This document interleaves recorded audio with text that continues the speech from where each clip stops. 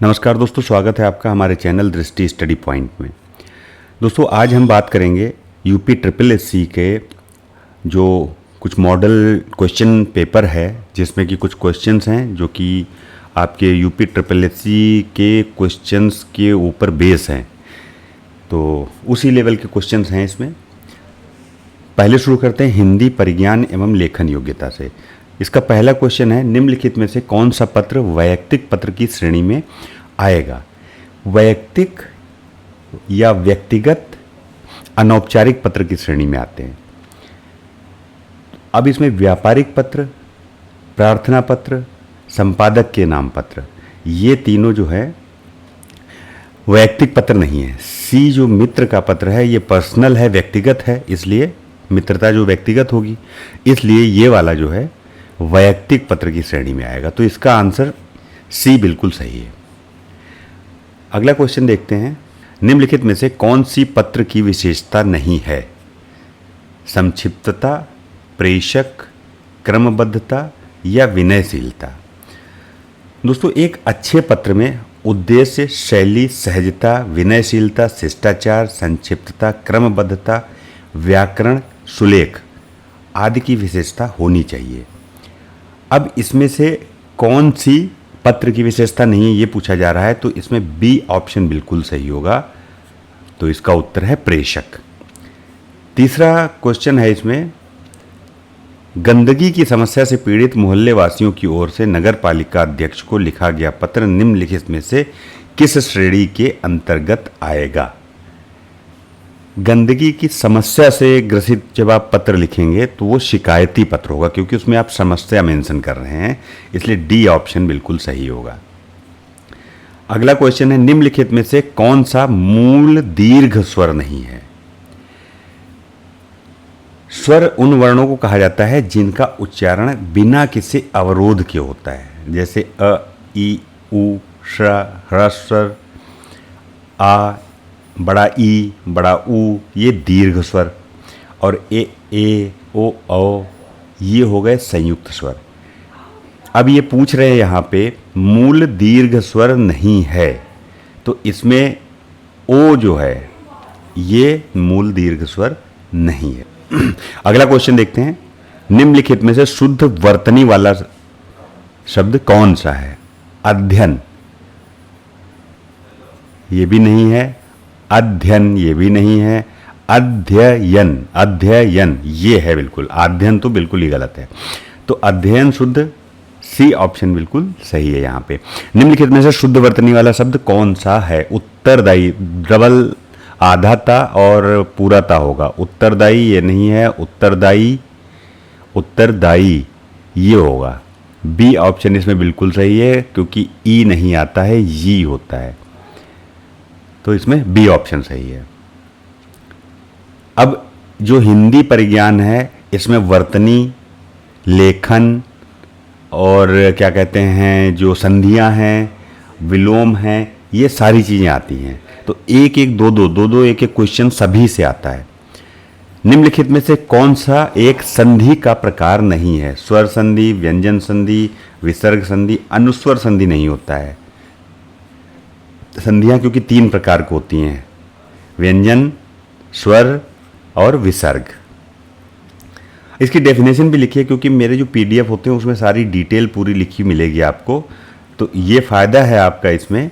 आप अगर पीडीएफ चाहते हैं तो आपको हमारे पेड ग्रुप से जुड़ना पड़ेगा, वहाँ पे हम सारी पीडीएफ्स वगैरह शेयर करते रहते हैं। ग्रुप का जो डिटेल है वो मैं आपके डिस्क्रिप्शन बॉक्स में डाल देता हूँ, वहाँ से आप लोग ले सकते हैं। अदरवाइज़ अगर आप टेलीग्राम में सर्च करेंगे तो सर्च करके भी मिल जाएगा। क्या सर्च करना है? दृष्टि, DRISTI, एच नहीं लगाना है, DRISTISTUDY, ये सर्च करेंगे। T.ME ये सब में लगता ही है। तो दृष्टि स्टडी अगर सर्च करेंगे तो मिलेगा। एच नहीं लगाना है, DRISHTI नहीं लिखना है, ये हमारा नहीं है, हमारा है DRISTI। इसका मैं डिस्क्रिप्शन बॉक्स में लिंक आपको दे दूंगा, वहाँ से कर लें तो ज़्यादा बढ़िया है। अगला देखते हैं, निम्नलिखित में से कौन सा व्यंजन संधि का उदाहरण नहीं है? कौन सा व्यंजन संधि का उदाहरण नहीं है? अब देखिए 4 ऑप्शन है, जगदम्बा, विद्यालय, संतोष, अहंकार। जगत धन अम्बा, जगदम्बा, संतोष, समधन तोष और अहंकार, ये इसमें जो है व्यंजन संधि है इन तीनों में। लेकिन विद्यालय में विद्या धन आलय, विद्या धन आलय, तो यहां पर बड़ा आ है, वहां यहां पर भी बड़ा आ है, तो आ धन आ, इस वजह से ये जो है दीर्घ स्वर संधि का ये उदाहरण है, जबकि व्यंजन संधि का उदाहरण नहीं है। ठीक है, तो बी ऑप्शन यहां पे बिल्कुल सही होगा। अगला है, देशभक्ति में कौन सा समास है? देशभक्ति, देशभक्त, इसमें कौन सा समास है? अव्ययी भाव है, तत्पुरुष है, या द्वंद्व है, बहुब्रीहि है? इन चारों में से कौन सा समास है, ये पूछा गया है। देशभक्त, इसमें जो विग्रह है देश के लिए भक्ति, देश के लिए भक्ति। अब इसमें देखिए कौन सा है, तत्पुरुष समास। संप्रदान के लिए होता है, संप्रदान के लिए, वो आपको मैं पीडीएफ जो शेयर करूंगा उसमें पूरी डिटेल होगी, तो उससे आपको समझ में आएगा। संप्रदान अगर के लिए लगा है तो संप्रदान तत्पुरुष समास होता है, तो इसमें जो ऑप्शन है बी ऑप्शन बिल्कुल सही है, संप्रदान तत्पुरुष। अगला क्वेश्चन है, पंचवटी में कौन सा समास है? अब देखिए समास का ये दूसरा क्वेश्चन है। बहुब्रीहि, द्वंद्व, द्विगु या तत्पुरुष? पंच लगा है, जहां जो है शब्द बोधक हो, जिस समास का पहला पद शब्द बोधक हो वो द्विगु समास कहा जाता है। ठीक है, तो ये सी ऑप्शन इसका बिल्कुल सही है, द्विगु समास। अगला है, अधिकारी में कौन सा उपसर्ग है? अब देखिए उपसर्ग का आ गया क्वेश्चन, ये पहला क्वेश्चन उपसर्ग का है। अब समास के 2 हो गए, अधिकारी में उपसर्ग पूछा जा रहा है। आ है, अधि है, री है या ई है? तो इसमें जो है अधि लगा हुआ है, अधिकारी, ये जो है उपसर्ग हो गया, अधिकारी, तो बी ऑप्शन बिल्कुल सही है। अगला क्वेश्चन, निम्नलिखित में से किस शब्द में अ उपसर्ग नहीं लगा है? अकथ, अभेद, अचूक, अनुज। अब यहाँ अकथ मतलब अकथनीय हो जाए, जो कहा ना जा सके, अभेद जिसको भेदा ना जा सके, अचूक जिससे चूक ना हो। यहाँ पे अनु है, छोटा अनु उपसर्ग लग गया है, तो इसलिए इसमें डी ऑप्शन बिल्कुल सही होगा। अनुज शब्द में आ उपसर्ग नहीं बल्कि अनु उपसर्ग लगा है। आ निषेध का अर्थ है, जैसे भेद, भेद है इसमें आ लगा दिया, अब निषेध हो गया, मतलब भेद नहीं सकता इसको कोई। इसी तरह चूक, चूक में आ लगा दो, अब यहाँ पे चूक नहीं होनी है, तो निषेध का जहाँ अर्थ होता है वहाँ पे आ लगेगा। यहाँ पे क्या है, अनु लगा हुआ है, अनु उपसर्ग है, इसलिए इसका डी ऑप्शन बिल्कुल सही है। बहुत सारे इसके उपसर्ग के जो है दिए हुए हैं आपको, जो क्या कहते हैं एग्जाम्पल, जैसे अनुकरण करना, अनुवाद करना। अब इसमें आप कहोगी आ लगा हुआ है, आ उपसर्ग नहीं है, अनु उपसर्ग है। 13वां क्वेश्चन है, निम्नलिखित में से किस शब्द में नी प्रत्यय नहीं लगा है? शेरनी, मोरनी, नौकरानी या कुटनी? इसमें सी ऑप्शन बिल्कुल सही है, नौकरानी में नी प्रत्यय नहीं लगा है बल्कि आनी प्रत्यय लगा है, आनी, नौकरानी, नौकरानी, आनी। और शेरनी, मोरनी, कुटनी, कुटनी, इसमें नी प्रत्यय लगा है। अगला क्वेश्चन है, निम्नलिखित में से कौन सा शब्द तत्सम नहीं है? तत्सम नहीं है ये बताना है। कपाट, कीटक, कुंभकार या कूची। तो इसमें सी ऑप्शन बिल्कुल सही है, कूची तत्सम नहीं है। निम्नलिखित में से कौन सा शब्द तद्भव है? पक्ष, पक्षी, पतन और पत्ता। देखो, पत्ता को पत्र बोलते हैं, तो डी ऑप्शन बिल्कुल सही है। दोस्तों, इसमें विलोम शब्द हैं, पर्यायवाची शब्द हैं, इनका अलग से वीडियो भी आएगा जिसमें कम से कम 500 विलोम और 500 पर्यायवाची, जो कि सारे कवर हो जाएंगे। उसमें केवल वीडियो सुनना है आपको एक बार, उससे ही हो जाएगा, और उसका पीडीएफ मैं अपने पेड ग्रुप में दे दूंगा। निम्नलिखित में से कौन सा शब्द तत्सम है? 16, शोभन, सोना, सोता। ये शोभन जो है ये तत्सम है, बी ऑप्शन इसका बिल्कुल सही है। अगला, उत्पत्ति के आधार पर शब्दों के 4 भेद किए गए हैं, निम्नलिखित में से कौन सा भेद गलत है? तत्सम, तद्भव, यौगिक या विदेशी। देखो, उत्पत्ति के आधार पर जो है 4 भेद हैं, तत्सम, तद्भव, देशज और विदेशी। रचना बनावट के अनुसार रूढ़, यौगिक और योग रूढ़ होंगे। तो यहाँ पे अगर पूछा जा रहा है उत्पत्ति के आधार पे, तो उसमें यौगिक नहीं आएगा, तो सी ऑप्शन इसका बिल्कुल गलत है। 18वां क्वेश्चन, निम्नलिखित में से कौन सा शब्द समूहवाचक संख्या नहीं है? समूहवाचक, जहाँ पे एक समूह हो, तो सभा, कक्ष, भीड़ और दौड़। देखो, सभा में भी समूह होता है, भीड़ में भी समूह है, कक्षा में भी समूह है, दौड़ में कोई ज़रूरी नहीं है कि समूह ही हो, तो इसलिए डी ऑप्शन इसका बिल्कुल सही है।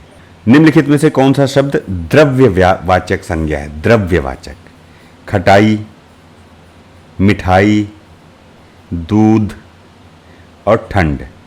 दूध जो है मतलब द्रव्यवाचक। अगला क्वेश्चन है 20 नंबर का, 20 नंबर का क्वेश्चन, वह आप ही चला गया। वाक्य में जो रेखांकित ये शब्द है आप, ये सर्वनाम के किस भेद का उदाहरण है? पुरुषवाचक सर्वनाम, निजवाचक, निश्चयवाचक या संबंधवाचक। बी ऑप्शन निजवाचक सर्वनाम है, इसका बी ऑप्शन बिल्कुल सही है। अगला है, गिलास में थोड़ा दूध है। अब ये थोड़ा को पूछा जा रहा है, रेखांकित शब्द विशेषण के किस भेद के अंतर्गत आता है? परिमाण वाचक, ए ऑप्शन। परिमाण वाचक विशेषण जो है किसी वस्तु की नाप या तौल का बोध कराता है। नाप तौल का जहाँ पे बोध आए वो परिमाणवाचक विशेषण हो गया। क्रिया के मूल रूप को क्या कहते हैं? क्रिया के मूल रूप को क्या कहते हैं? पद कहते हैं, रूप कहते हैं, धातु कहते हैं, शब्द कहते हैं। 4 ऑप्शन है, इसमें से सही आपको बताना है। क्रिया के मूल रूप को धातु कहते हैं। मैं वहाँ होकर आया हूँ, वाक्य में अव्यय शब्द कौन सा है? अव्यय बताना है इसमें। तो ऑप्शंस हैं, मैं वहाँ होकर हूँ, तो अव्यय इसमें है बी, वहाँ, ये हुआ अव्यय। उसने कटोरा भर दूध पिया, इसमें भी अव्यय बताना है। उसने कटोरा भर दूध पिया, इसमें अव्यय क्या है? कटोरा है, दूध है, भर है या पिया है? इसमें अव्यय है भर। निम्नलिखित में से कौन सा एक अनाथ का पर्यायवाची नहीं है? बेसहारा, अनाथ का बेसहारा, यतीम, अनाड़ी होगा, सी ऑप्शन। पर्यायवाची से भी 2 आते हैं, तो पहला तो ये हो गया और दूसरा और अभी इसमें एक होगा। निम्नलिखित में से विचित्र का पर्यायवाची क्या होगा? विचित्र, विलक्षण, सी ऑप्शन। यह है दूसरा पर्यायवाची से। 2 क्वेश्चन सभी का आते हैं। अब विलोम देखिए, विलोम में भी 2 क्वेश्चन होंगे। निम्नलिखित में से अमृत का विलोम, अमृत का विलोम पूछा जा रहा है। अमर, विश्व, मर्त्य या विष। अमृत, अमृत का विष होगा, डी ऑप्शन बिल्कुल सही है। निम्नलिखित में से निंदा का विलोम, स्तुति, श्लाघ्य, निंद्य, निंद्य, निरुद्ध। तो निंदा मतलब स्तुति, ए ऑप्शन बिल्कुल सही हो। मतलब नहीं, मतलब इसका विलोम, निंदा का विलोम स्तुति हो गया। 28 नंबर में तो ये देखिए 2 हो गए विलोम से। अब रिक्त स्थान भरना है। को कोई टाल नहीं सकता, नियत, नियति, निमित्त, नमित। सही शब्द ये है नियति। नियति को कोई टाल नहीं सकता, तो बी ऑप्शन बिल्कुल सही होगा इसमें। अगला है अपने के लिए लड़ना धर्म है। सत्व, स्तत्व, सम्मति और सम्मत, ये 4 ऑप्शन दिए हुए हैं। अब उसमें से आपको सही ऑप्शन भरना है, तो इसमें बी ऑप्शन बिल्कुल सही होगा। अगला है अनियमित के लिए उचित वाक्यांश चुनें। मतलब अनियमित इसमें किसमें से ठीक से यूज हो जाएगा। जिस पर कोई नियंत्रण ना हो, नहीं, जिस पर कोई नियंत्रण ना हो वो अनियंत्रित हो जाएगा। जो नियमानुकूल ना हो वो अनियमित, जो नियम ना मानता हो अनियमित हो जाएगा। जिसके संबंध में कोई निर्णय ना हुआ हो, जिसका निवारण ना हुआ हो, तो ये नहीं, यही होगा बी ऑप्शन। जिस पर आक्रमण हो उसके लिए उचित शब्द आत्म आक्रमण, जिसके ऊपर आक्रमण हुआ हो। आक्रमण तो आक्रमण ही है। आक्रामक जो बहुत ज़्यादा एग्रेसिव हो। आक्रांत, सी ऑप्शन इसमें बिल्कुल सही है। आत्मघाती हो नहीं सकता क्योंकि आत्मघाती अपने आप को नुकसान पहुंचाता है। गुड़ गोबर कर देना, मुहावरे का उचित अर्थ बताएं। कोई बखेड़ा खड़ा कर देना, नहीं। गायब कर देना, नहीं। बना बनाया काम बिगाड़ देना, मतलब गुड़ गोबर कर देना। सी ऑप्शन इसमें बिल्कुल सही है। अपनी हानि करके मोड़ जुड़ाना, ये भी नहीं। हथियार डाल देना, मतलब सब कुछ हार मान लेना। मात्र कल्पना करते रहना, हथियार गिरा देना, A option. B option. C हथियार उठा लेना। डी हथियार हो गया हार मान लेना, तो इसमें डी बिल्कुल सही है। चमड़ी जाए दमड़ी ना जाए, बहुत बार सुना होगा आपने, कंजूसी से रिलेटेड है ये। चमड़ी जाए पर दमड़ी ना जाए। बहुत गरीब, बहुत सहनशील, बहुत कंजूस, सी ऑप्शन सही है। बहुत बीमार नहीं। अगला क्वेश्चन है निम्नलिखित में से मिश्र वाक्य चुनना है, कौन सा है। रण में सेनापति की वीरता दिखाने के कारण राष्ट्रपति ने उसे वीर चक्र प्रदान किया। उसे लूटने के अतिरिक्त पीटा भी गया। उसने मान लिया था कि दोष उसका है। देखो इसमें सी ऑप्शन बिल्कुल सही है। उसने मान लिया कि दोष उसका है। जब दो वाक्यों को जोड़ने के लिए जब तब जहाँ वहाँ जिधर उधर अगर कि जो क्योंकि जितना उतना ये सब लगा होगा तो वो मिश्र वाक्य होगा। तो इसलिए सी ऑप्शन इसमें बिल्कुल सही है। आपको ये जो इसकी पीडीएफ है उससे बहुत फ़ायदा होगा, तो आप लोग टेलीग्राम ज्वाइन करें। वहाँ से मैं टेलीग्राम के लिंक जो है डिस्क्रिप्शन बॉक्स में डाल दूँगा, जिससे कि आप पेड ग्रुप या कॉमन ग्रुप दोनों में से जो चाहें वो ज्वाइन कर सकते हैं।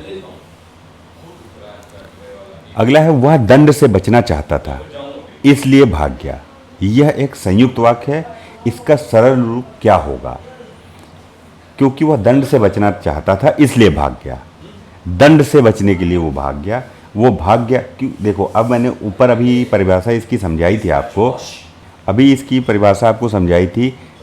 जो, क्योंकि, जितना, उतना, जैसा, वैसा, जब तब, जिधर उधर, यदि, यद्यपि, ये सब अगर लगा होगा तो वो वाक्य जो है मिश्रित वाक्य होगा। अब यहाँ पे क्योंकि लगा हुआ है तो ये भी नहीं होगा। दंड से बचने के लिए वो भाग गया। वो भाग गया क्योंकि,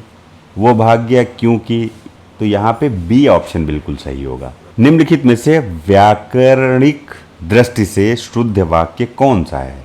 शुद्ध वाक्य बताना है। वे अनेक विषय के ज्ञाता थे। इस समय 4 बजे हैं। सब लोग अपनी राय दें। आंसू से मेरा रुमाल भीग गया। अब इसमें बी ऑप्शन जो है वो बिल्कुल सही है। आप जब डिटेल में देखेंगे और हमारा जो पीडीएफ्स वगैरह हैं उनसे आपको काफ़ी फ़ायदा होने वाला है। अब जैसे यहाँ अनेक विषय है तो अनेक हो जाएगा, तो यहाँ विषयों हो जाएगा। निम्नलिखित में से कर्मवाच्य वाला वाक्य चुनना है। कर्म वाक्य वाला वाक्य आपको चुनना है। ऐसा कहते हैं कि तुम लिख नहीं सकते, बिल्ली के हाथों चूहा मारा गया, उसे सब कुछ बता दें। सी है कर्म वाक्य, क्योंकि इसमें यह पता लग रहा है कि क्या कर्म किया गया है। से के द्वारा किस कारक का प्रसर्ग है? ये है से के द्वारा, ये कर्ण कारक का है।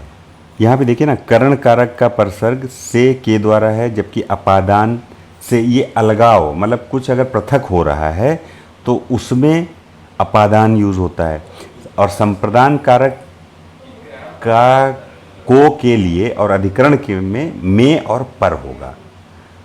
तो इसमें बी ऑप्शन हमारा बिल्कुल सही है। वह मुझसे अलग रहता है, रेखांकित शब्द के आधार पर बताइए कि यहाँ कौन सा कारक है। वह मुझसे पृथक हो रहा है, अभी ऊपर बताया ना, पृथक अलगाव के अर्थ में जो है मुझसे अलग रहता है, तो इसमें कौन सा आ जाएगा? अपादान। अपादान से मतलब अलग होने के लिए। ये देखिए यहाँ पे आपको भी बताया था मैंने ऊपर। अगला क्वेश्चन है, निम्नलिखित में से कौन सा शब्द स्त्रीलिंग है? देश, नगर, द्वीप और झील। डी ऑप्शन, झील जो है स्त्रीलिंग शब्द है। देश, नगर ये पुल्लिंग है। निम्नलिखित में से कौन सा शब्द दोनों वचनों में समान रहता है? एक वचन और बहुवचन, दो वचन होते हैं, इन दोनों में कौन सा शब्द समान रहता है? कथा, बहुवचन इसका कथाएं हो जाएगा। सरसों, चाहे एक वचन हो और चाहे बहुवचन हो, सरसों ही बोलेंगे। लता, लताएं हो जाएगा। कुटी, कुटियाँ। तो इसमें बी ऑप्शन हमारा बिल्कुल सही होगा।